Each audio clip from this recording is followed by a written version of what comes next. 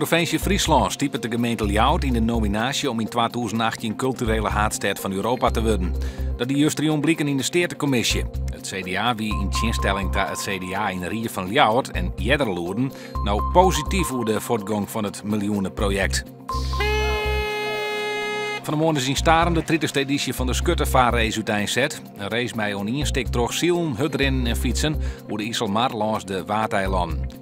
Dus zowat 40 deelnemers krijgen ontsneun om weer om te komen in Staren. Ziekenhuis MCL tolereert geen smokende patiënten en beziekers meer bij de haardingang. Het ziekenhuis had haar smokebeleid onscherp omdat er een soort klachten nu kwamen.